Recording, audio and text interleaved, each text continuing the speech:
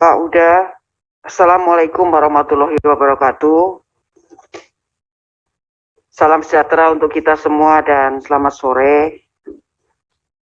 Teman-teman yang datang dari berbagai daerah di Indonesia, saya ucapkan terima kasih karena masih memberikan kesempatan kepada Komisi 10 untuk ikut berjuang dalam upaya sebenarnya adalah demi menyelamatkan dunia pendidikan di Indonesia. Berbagai macam lembaga dibentuk oleh teman-teman honorer ini tentunya dengan harapan bahwa semakin banyak yang menyuarakan, semakin akan pemerintah mendengarkan sebenarnya masalahnya itu seperti apa. Komisi 10 sudah membuat panja yang cukup gegap gempita dan membuka berbagai macam hal-hal yang tidak jelas, baik informasi maupun kebijakan-kebijakan yang dilakukan oleh panitia seleksi. Salah satu di antaranya adalah yang paling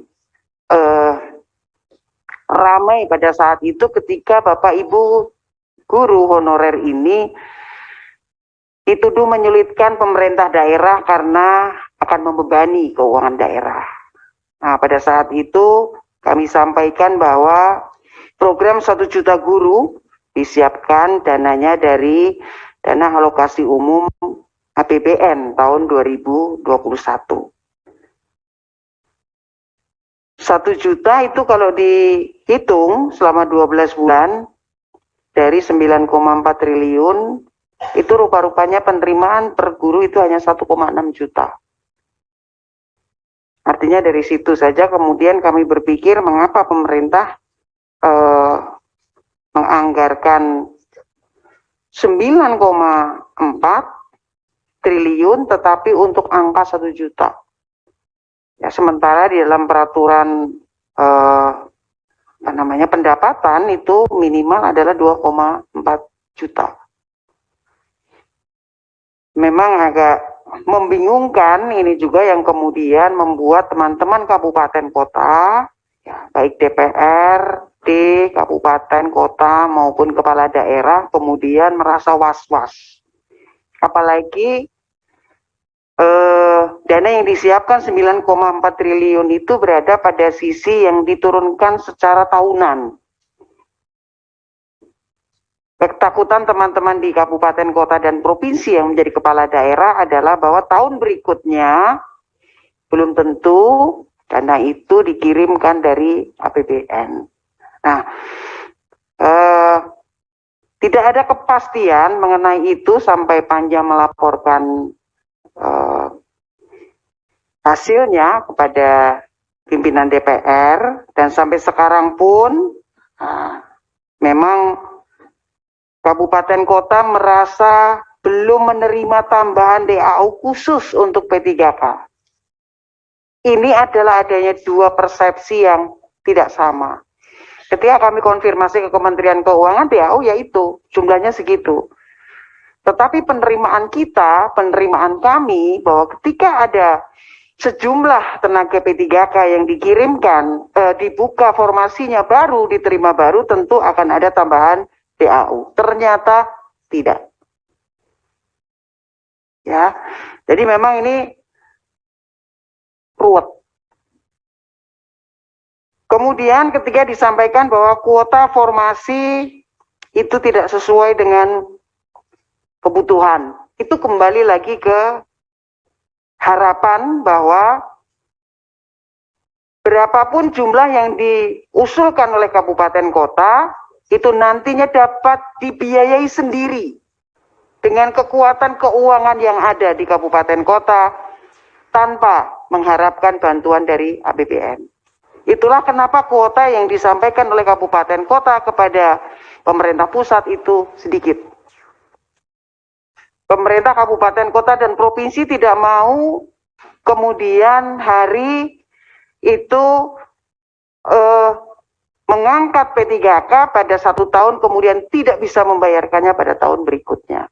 Nah, tetapi yang memiliki kewenangan untuk mengusulkan ini kabupaten, kota, dan provinsi, pemerintah pusat alias kementerian kemudian membuat peraturan-peraturan yang menimbulkan masalah baru di dalam urusan formasi. Di tengah-tengah teman-teman mau mendaftarkan diri untuk tes seleksi, dibukalah kesempatan sebesar-besarnya untuk semua tanpa terkecuali bisa ikut tes seleksi. Akibatnya muncul masalah baru, yaitu mereka yang lolos seleksi ketika kembali ke kabupaten kota untuk mengisi formulir formasi, formasinya nggak ada. Ini memang buat. Kemudian masih ada berbagai macam harapan tentang afirmasi, masa pengabdian, sertik, dan lain sebagainya. Banyak sekali. Saya berharap Mas Ketua Komisi dan pimpinan yang ada di dalam ruangan ini, kita harus menyampaikan kepada pansel yang terdiri dari Kemendikbud, kemudian Kemendagri, dan Kementerian Pan-RB serta Badan Kepegawaian Nasional untuk dapat menunda proses seleksi sehingga dapat diformulasikan terlebih dahulu berbagai macam hal yang bersifat membingungkan. Karena kegaduhan ini sudah cukup. Bayangkan teman-teman guru honorer ini berarti kalau dari Jawa Tengah ke sini dia meninggalkan 1 hari mengajar. Siapa yang dibahayakan? Siswa, anak-anak kita. Kalau tidak ada kata putus dan selalu kita memberi harapan-harapan tanpa ada penyelesaian yang baik, dan di tengah-tengah proses itu selalu ada perubahan peraturan, saya kira pontang-pantingnya Bapak Ibu guru dalam proses menyelesaikan nasibnya ini akan mempengaruhi dunia pendidikan kita. Maka saya berharap kita putuskan di dalam rapat komisi nantinya untuk bisa menyampaikan permintaan penundaan proses seleksi sampai formulasinya benar-benar sesuai antara kebutuhan, keinginan para guru, dan kekuatan keuangan yang di dalam amanat Undang-Undang Dasar 45 menjadi hak pendidikan adalah 20% dari belanja APBN. Dan itu besar. 510 triliun pada tahun 2021 ini. Cukup kalau hanya untuk membayar gaji guru honorer. Tetapi itu harus bersifat tetap dan memberikan rasa kenyamanan bagi kabupaten, kota, dan provinsi bahwa pada tahun-tahun berikutnya guru-guru yang diangkat melalui seleksi nasional ini terbayar gaji, tunjangan, dan kesejahteraannya. Saya kira proses penyelamatan dunia pendidikan Indonesia, kita memiliki kewenangan, memiliki peran, dan memiliki harapan untuk ini bisa segera selesai. Bapak Ibu yang saya hormati, mungkin itulah yang ingin saya sampaikan. Khusus buat Bu Nuni, ini beliau yang dari Jawa Tengah ini mengatakan kalau pakai bahasa Jawa, maaf ya yang nggak bisa bahasa Jawa, ojo keloro-loro karena tidak ada yang mendampingi dari Jawa Tengah. Kalau, maaf ya, ini boleh dibilang gojekan. Kalau yang dari provinsi yang lain kan yang mendampingi DPR kabupaten atau pemerintah daerah. Nah, kalau yang di Jawa Tengah ini DPR RI-nya itu loh seluruh partai, PKS, PKB, Golkar, PDI Perjuangan, dan dari Jawa Tengah lagi Demokrat.